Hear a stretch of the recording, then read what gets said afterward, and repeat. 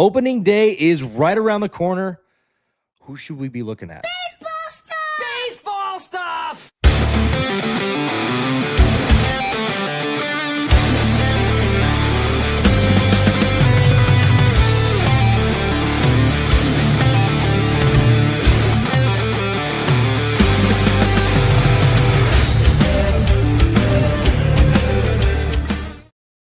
Welcome back to Up West Sports. We got our usual crew here, myself, Kyle Knowles, and Emily Klesick.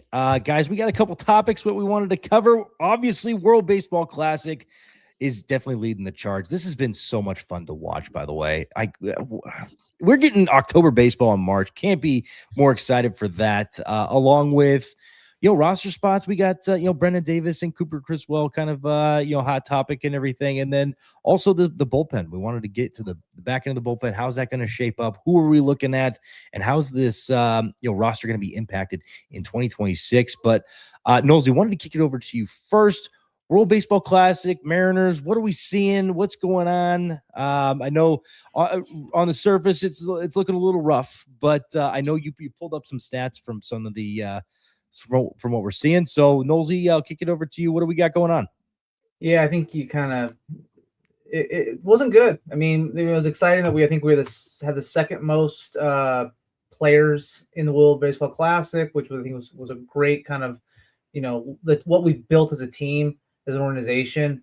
Unfortunately, some of the stats didn't come through. I mean, Canzone, $154. Miles Mastrobuoni actually was playing well until he got hurt.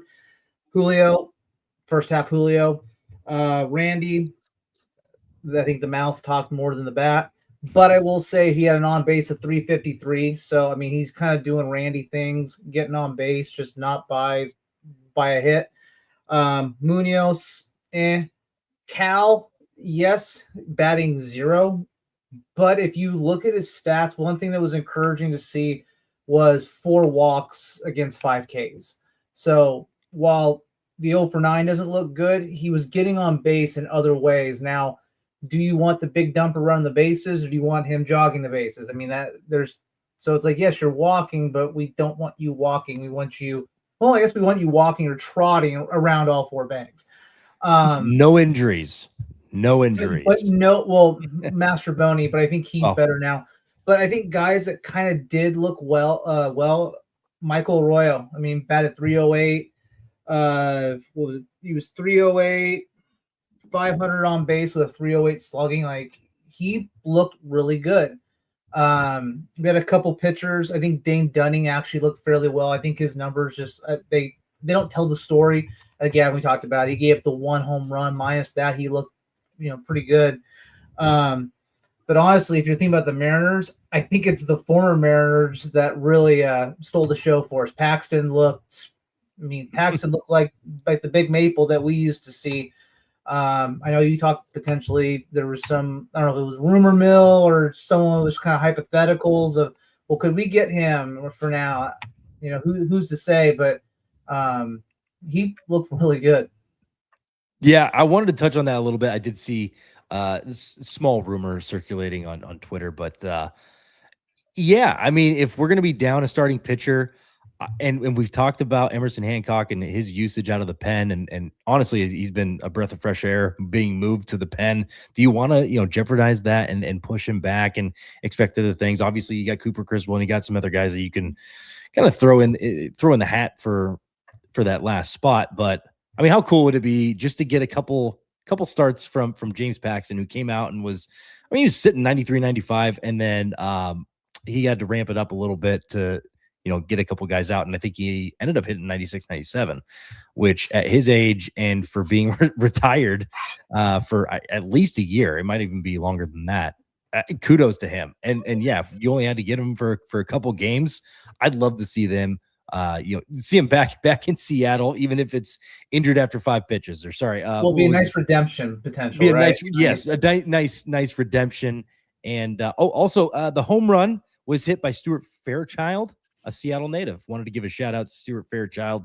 Understandably, it was off Dane Dunning, but Fairchild went to Seattle Prep and then also on his way to Wake Forest. He also played for the Mariners for a short bit of time as well. But yeah, it was pretty cool seeing how this World Baseball Classic, I mean, just absolutely amazing baseball. Understandably, we haven't seen a lot of Mariners kind of, surface the right way, but just we get October baseball in March. This has been so much fun. Emily, wanted to toss it over to you. Thoughts on World Baseball Classic? Thoughts on seeing Mariners in the World Baseball Classic? I know we're talking about it being a little bit rough. Good, bad, ugly. Have at it. Yeah, I mean, I tweeted like the sixth or seventh inning of the game tonight.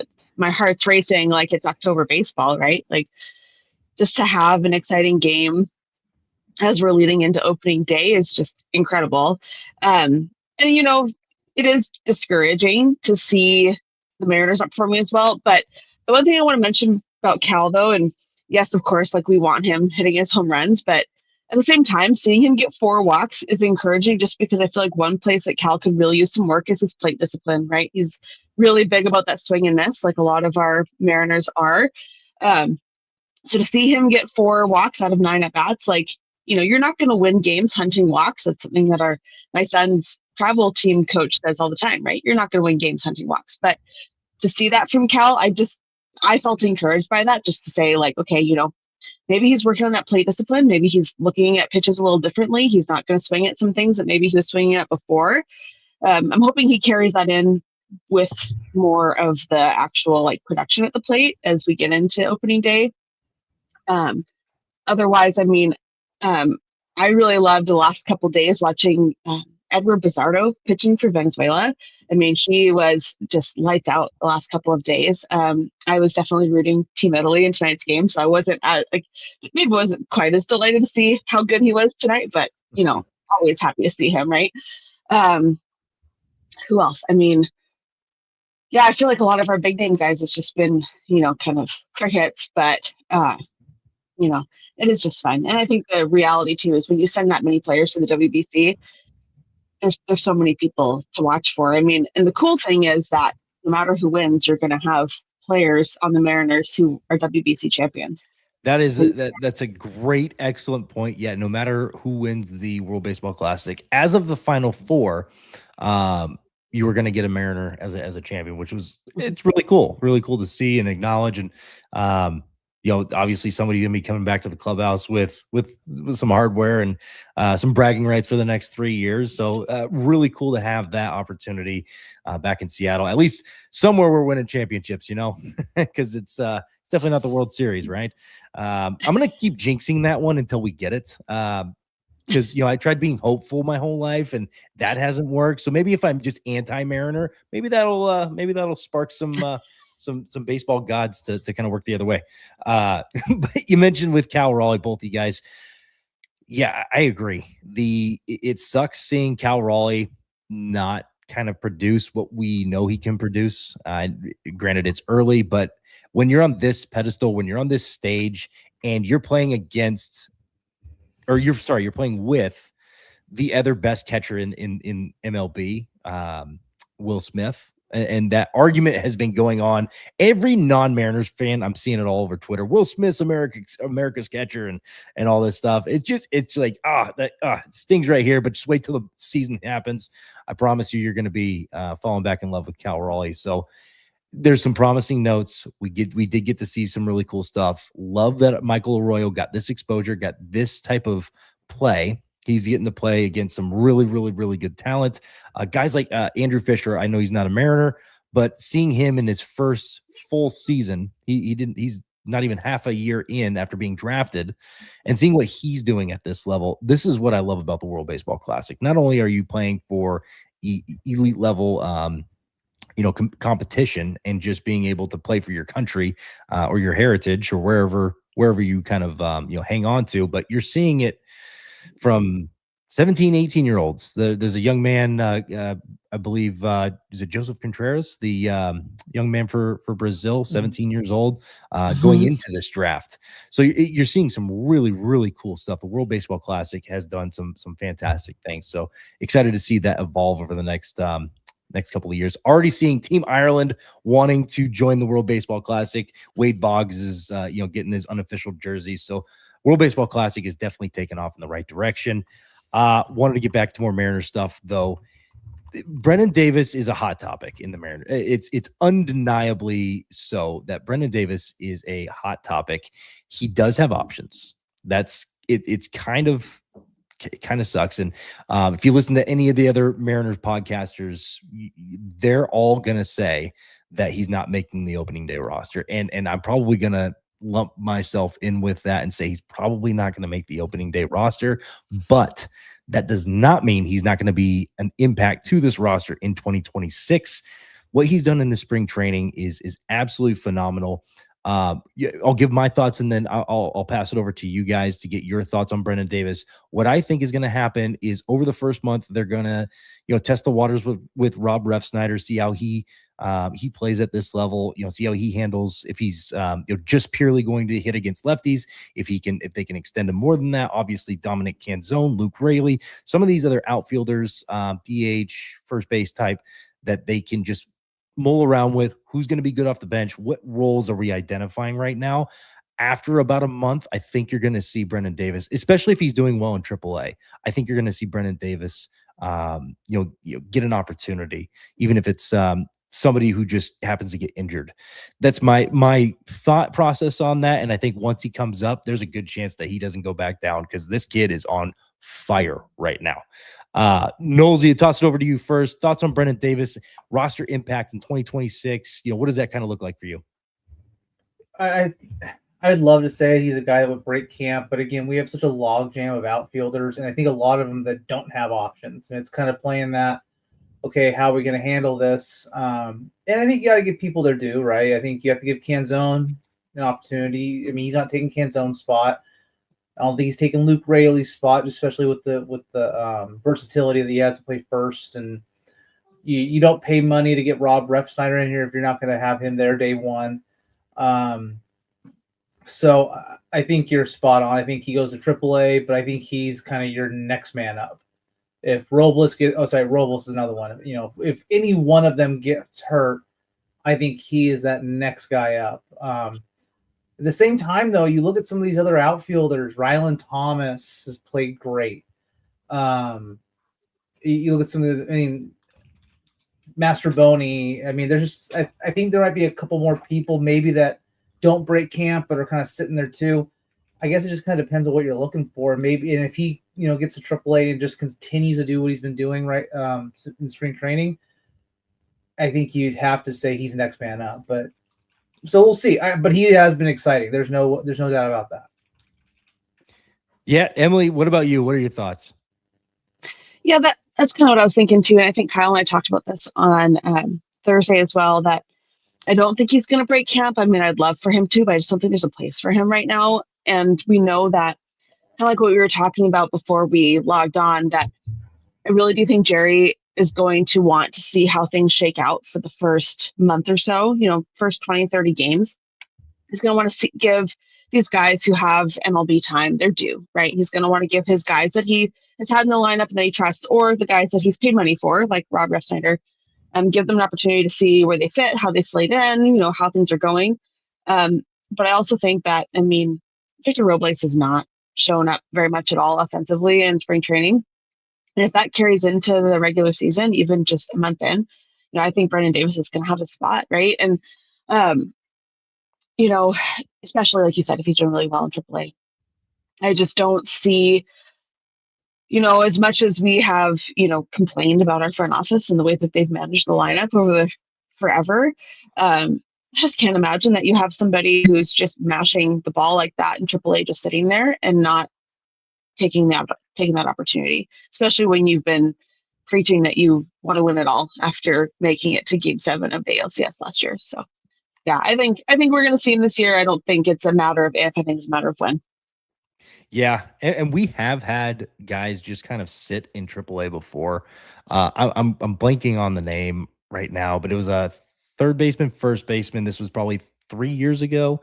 He was with the Mariners organization for quite some time and made it all the way up to AAA. Never got his due at the next level. And I apologize. Schreiner? Schreiner. Jake Scheiner. Oh, yeah. Yeah, Jake Scheiner was in AAA putting up pretty good numbers. and showing quite a bit of power, and just kind of stayed they didn't ever give him his chance. So I think he went overseas and everything. It's also worth noting, fun fact, it's also worth noting, let's say Brennen Davis were to go out. Tell me if I'm being realistic here. If he were to go bat 225, 230 and put up close to 30 bombs, is that a respectable potential from what we're seeing right now and from what he's showing power wise, in the past? Is that 25 to 30 bombs? Is that respectable? Am I too far off here? Do you think that if he were to get 600 plate appearances that he could probably put up close to those numbers? I would say so. Yeah, I don't doubt that. If he were to do that, he would be in the running for Rookie of the Year. And if he started the year on the on the team, we would get the compensation for him, which is crazy to think. Not that it's just a fun fact to kind of throw in the back pocket, but yeah, it's just one of those things where the guy's still a rookie. Like that was kind of my main point here is the guy's 26 years old. He's still a rookie. He's going into the prime years of most people's careers between the ages of 26 and 29. So I'm excited to see what this guy can do, even if it's only for 120 games of the year. I think he's going to add a lot of fun stuff for this Mariners roster at some point this year. Switching gears to the pitching side, I know we'll get to the bullpen here in a minute, but as we're looking at this starting pitching staff, it looks like Bryce Miller is probably going to be down for a little bit. Emerson Hancock, Cooper Criswell, definitely the talk of the town. It's definitely what I think most people are kind of gearing up towards. Are those two names? Who's going to be the starter? Who's gonna either get sent down or move to the pen? How are we going to rotate the pen around and get the guys with options left? And it's worth noting Cooper Criswell does not have any options right now. If you're asking me, I'm going Cooper Criswell to try and get either that long relief or the fifth starter until Bryce Miller comes back. See what you got out of him and see if you can't shuffle him around and maybe expend somebody else in their options. With that being said, I really want Hancock out of the pen. He looks so good out of the pen. I don't want to mess with that juju, and I want to keep that going. And I think he has a chance to be a Luke Weaver type who completely shifts his game around from being a starting pitcher to being an elite reliever. But that's just my opinion. Nolsey, what are your thoughts on who they should go for the fifth starter? I agree. I think what you've got with Hancock, I think he's really found his niche, and I don't think you want to screw with that. And so it's kind of like the Matt Brash thing. Like, okay, you're this. I mean, your slider gets even better being in the pen. Like, there's no reason to move this.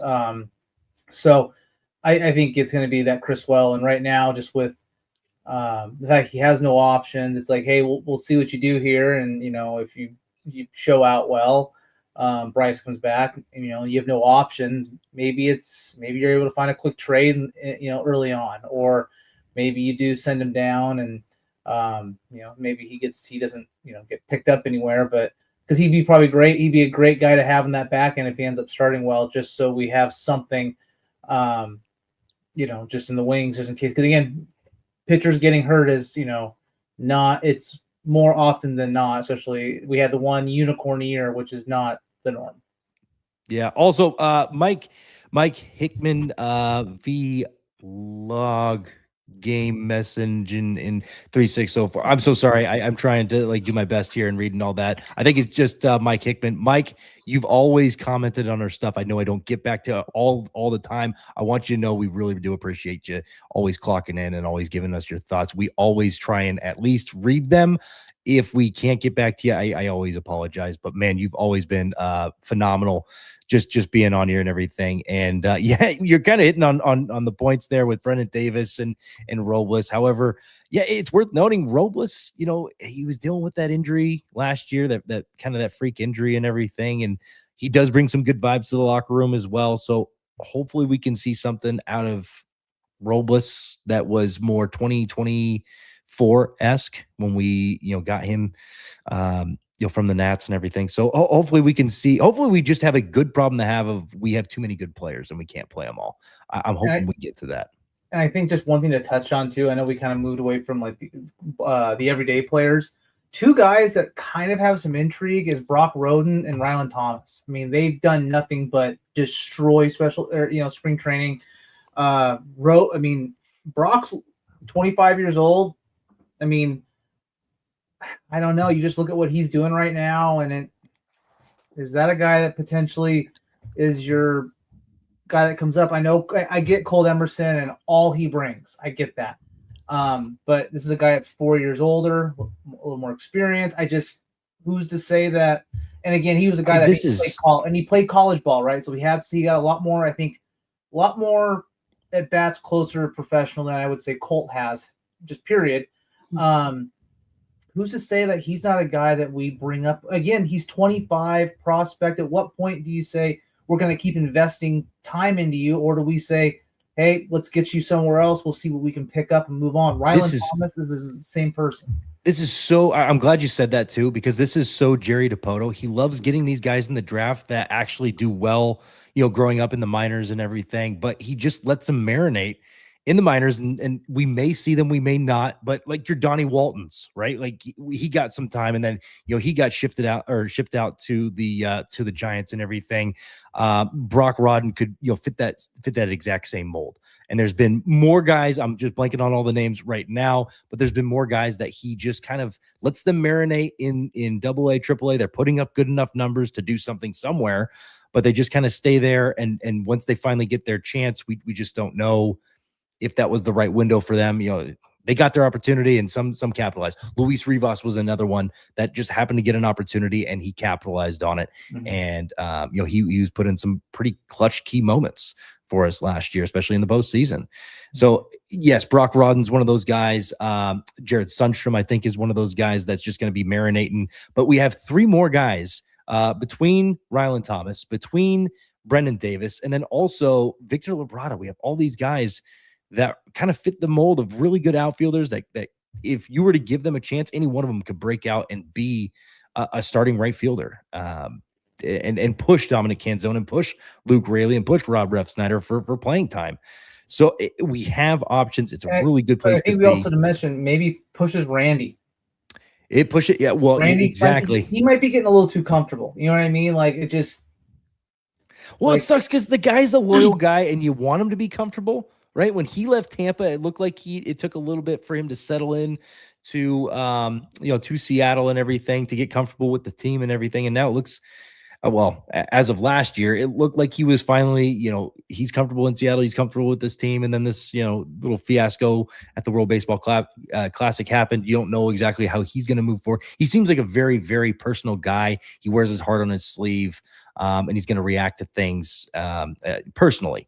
So curious to see how he navigates the rest of the year, but I'm always down for a little bit of adversity going into the season that you can get over that hump and kind of get that band of brothers going as you get into the heart of the season, which if you're a Mariners fan, that the first half of the season, or I guess maybe like the first 60 games of the season, if you're around 500, you're still in it. Even if you're like 5-10 games out of 500, it's really July that you really got to worry about. All right, Jerry, what are we doing here? Where are we going? Because usually we're right around 500 and Jerry's like, all right, we're pulling the trigger. We're getting Justin Turner. We're getting Randy Rosarena. All right, we're doing this. We're doing that. We're going to get Luis Castillo. So as long as we go into the season with a little bit of a chip on our shoulder, especially after what happened last year, I am more than okay with that. Emily, we had skipped you on the pitching staff and kind of the back half of the the back half of the rotation. What are your thoughts on number 5 starter if we're down one right now? Yeah, I mean, I think what we've seen so far in spring training is that they're trying to figure out who the best option is going to be. You've seen, Hancock and Criswell both getting regular starts, getting multiple innings, kind of seeing what they can do. And, I think either way, either one of those options is a really good, solid option, but I'm definitely leaning more Cooper Criswell at this point. I just think he's more consistent. And I'm with you there, Gavin. I'm talking about I really do think that Emerson's going to be a better fit in the bullpen going forward. Just what we were able to see him do out of the bullpen at the end of last season was just incredible. And I'd love to see him. I'd love to see that continue. I think that's a good fit for him. And I also think that, obviously Cooper being out of options makes, not that that's going to make all the difference, but I think it makes somewhat of a difference, right? When you've got a guy who you want to retain. I think that he fits well in that spot. And I mean, if we're not able to go get, James Paxton, right? But Yeah. just, it's being funny. He's always been my favorite. He's, I drive through the town where he's from to go see my grandparents up in BC. So I always Oh yeah. when I'm up there. But That's awesome. yeah, I definitely am leaning more Cooper Criswell, but I think it's going to be really interesting to see what they choose because, again, it's like a weird Mariners thing where we, like this year, we suddenly have all these players and we have all these good options and now we have to pick, right? I feel like that's not typically our story of like, oh man, there's a logjam everywhere. Like, no, we have lots of different great choices to have. But yeah, I'm leaning more Criswell at this point, but we'll see. I think so too. It just makes a lot of sense with the guy that doesn't have any options left. You want to see what you want to kick the bag on him and just see kind of what you can get out of him.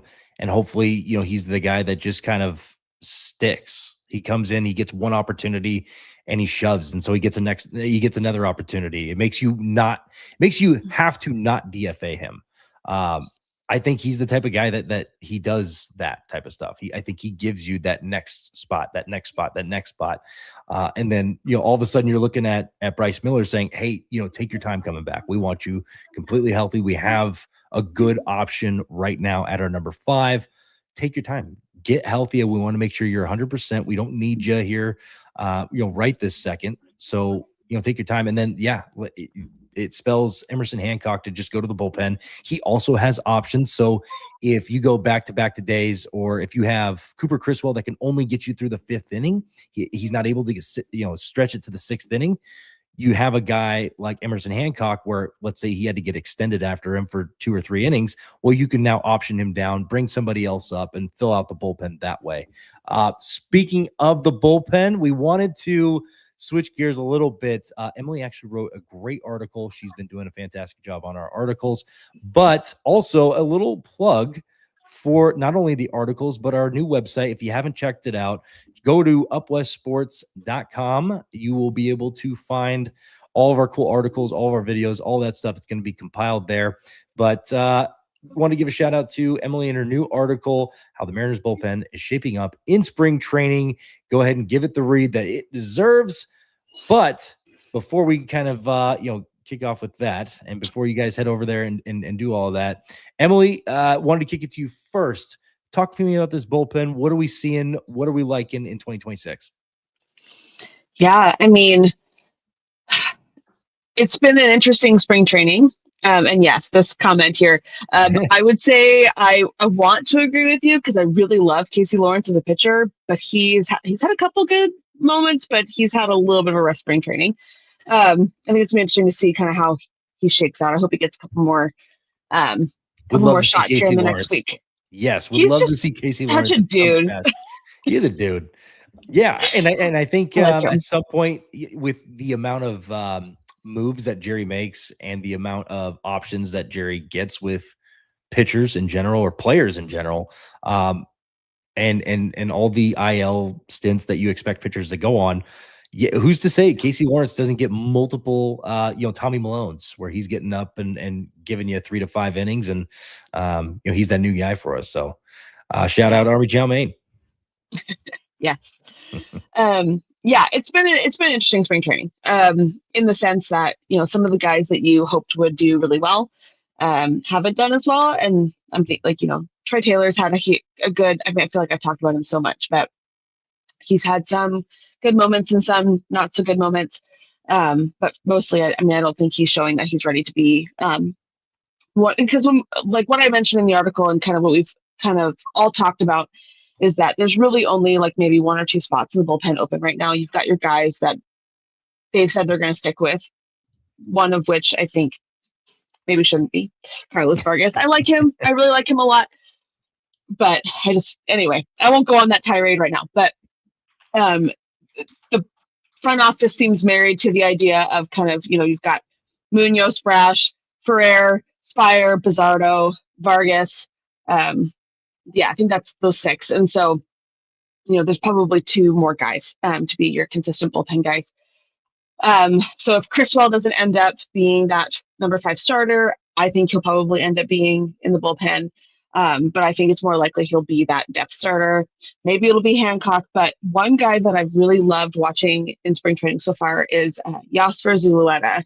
He has just been incredible. I mean, he's got a 0 ERA over. I don't know if he played. Did he play 6 yesterday? innings. Oh, he said 6 innings now. Okay. Yes. Yeah. So he must have played. Now. Yeah. Okay, because I think he played yesterday. So is he still sitting with that 0 ERA? I didn't see the game yesterday, but he. Yeah, and also shout out Army Chow Mein. He's also commented on that specific arm, saying that how much he really liked him and everything. And honestly, after I watched him, I agree. But I digress. Go ahead. Go back to Yosver. 6 games, 6 innings, 2 hits, 2 walks, 9 Ks, 0.67 whip. Okay. Yeah. I mean, he's been so consistent and really fun pitcher to watch. He's just, I really like him. I really like his stuff. And so I think he's got a really good shot. I mean, I feel like I never really had heard of him until this year. I mean, wasn't an organization. He was a acquisition for us, but I really like watching him. I know that, like I said earlier, I'm kind of bummed that Chad's on here because I'm going to mention Cole Wilcox. Well, Cole Wilcox is another great pitcher. He's not, I wouldn't say he's got quite the same stuff as Zulueta has, but he's still a really great arm out there. And then one thing I'm wondering about, and I think a lot of us are wondering about, is if Casey Legumina is going to make his way onto the roster again.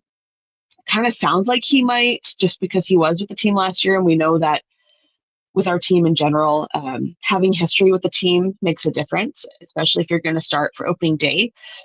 But I think we'll see. I mean, he's kind of performed in spring training about how he did last year. Just kind of, he's a guy who can give you an inning or two, but he's not necessarily going to be, stellar out there. He's not like going to be your guy. He's not like your Andrés Muñoz, who maybe is going to have a 0 ERA for half the year, right? I mean, I can be surprised. I've been surprised before, but if I were to peg it, I would think that probably Casey Legumina is probably going to get one of the spots because I think of that history. And then I'm really gunning for Zulueta for the other one, but we'll see. Well, and it's worth noting that Carlos Vargas is out of options, so he is make it or break it.